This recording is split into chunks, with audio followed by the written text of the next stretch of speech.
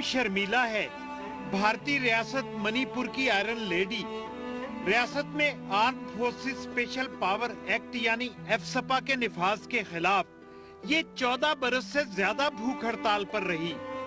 भारतीय कायदीन के हुक्म पर इसे जबरदस्ती नाक के जरिए खुराक दी जाती रही और कहा गया कि ये खुदकुशी करना चाहती है, जिसकी भारतीय आईन में इजाजत नहीं। क्या खूब आईन और आईन बनाने वाले के आईन में खुदकुशी की तो इजाजत नहीं, लेकिन एफसपा जैसे कातिल कानून के निफाज की इजाजत है। मणिपुर, आसाम, नागालैंड, तमिलनाडु और दीगर बहुत सी भारतीय रियासतों में अरसे से हुकूमत मुखालिफ तहरीकें चल रही हैं। कुछ अलग खित्तों का मुतालबा कर रहे हैं तो कुछ सिविल राइट्स का, और भारतीय कायदीन ने सबके लिए एक ही हल ढूंढ रखा है, यानी फौजी जबर और गैर इंसानी कवानीन का निफाज। यहाँ सबसे बड़ी मिसाल मकबूजा जम्मू कश्मीर की है, जो अलग वतन का मुतालबा नहीं कर रहे। कश्मीरी कौम के देश का फैसला तो 1947 में हो गया था, जब बंटवारा हुआ था।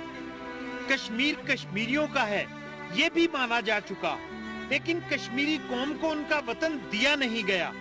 भारत ने जबरी कब्जा कर लिया और वक्त हासिल करने के लिए इस्तिस्वाब का झूठा वादा भी तमाम आलम के रूबरू किया। कश्मीर हमारा नहीं बल्कि कश्मीरियों का है। हम कश्मीर में कश्मीरियों की मर्जी के बगैर एक लम्हा भी नहीं रह सकते। ये हमारी जागीर नहीं है।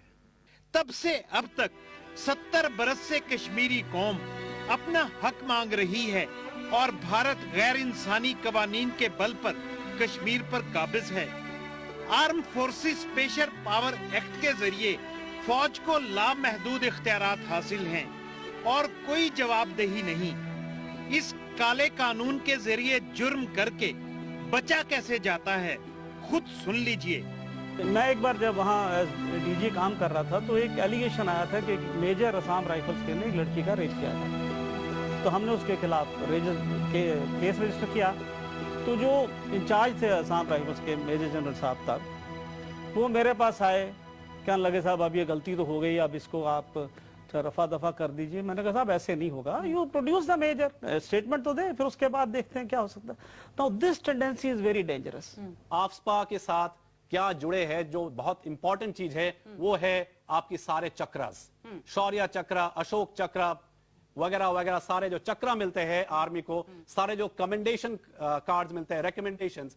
एक अरेस्ट के 3 पॉइंट होते हैं, एक सरेंडर के 2 पॉइंट होते हैं और एक किल की 5 पॉइंट होते हैं। हर यूनिट को मिनिमम पॉइंट्स मिलना चाहिए। जितने पॉइंट्स मिलते हैं उस हिसाब से वो यूनिट का इधर इवेंट में पोस्टिंग होते हैं या वो चक्र मिलते हैं। मेजर श्री राम जो है, जिनको अशोक चक्र मिला, हमारे देश में सर्विंग ओनली 2 अशोक चक्र awardees are there. One is Major Shri Ram. Supreme Court ने कहा and found out that the operation against which he was giving the Ashok Chakra was a fake encounter. ऐसा नहीं कि कश्मीर या किसी और रियासत में लोग खौफजदा होकर घर बैठ गए हों। हर जगह एहतजाज जारी हैं और कश्मीरी भी हर इंसानियत सोजी के बावजूद सीना सपर। आजादी हमारा हक है, उससे हमें कोई नहीं रोक सकता, और जहाँ तक आजादी का ख्याल है, कश्मीर की आजादी का ख्याल, वो हम लेके रहेंगे। कश्मीर में जो शय सूरत हाल को बिगाड़ रही है, वो भारतीय कायदीन का जिद और हठधर्मी पर मबनी रवैया है। मामले की नजाकत को समझा ही नहीं जा रहा, बल्कि पाकिस्तान पर इल्जाम लगाकर दहशतगर्दी की छतरी तले पनाह लेने की कोशिश की जा रही है। जो हमारे पास इंटेलिजेंस है वो इंडिकेट करती है कि 42 ट्रेनिंग कैंप्स में से जो पाकिस्तान में हैं, अभी तक 34 सक्रिय हैं। 2 से 2,500 टेररिस्ट वहां ट्रेनिंग कर रहे हैं। ये ऐसा ही है कि सामने खड़ी मुसीबत से जानबूझकर नजरें चुराई जाएं और ये समझा जाए कि खतरा इस तरह से टल जाएगा। ऐसा नहीं होगा जनाब। कश्मीर में जारी तहरीक अपने हक के लिए आवाज उठाना है, और ये हक अखलाकी, जमहूरी और इंसानी मयार पर तस्लीम शुदा है। ये दहशतगर्दी नहीं, और ना ही दुनिया इसे दहशतगर्दी तस्लीम करेगी। ये हकदार को हक देने का मामला है, जो बहर सूरत आपको देना पड़ेगा।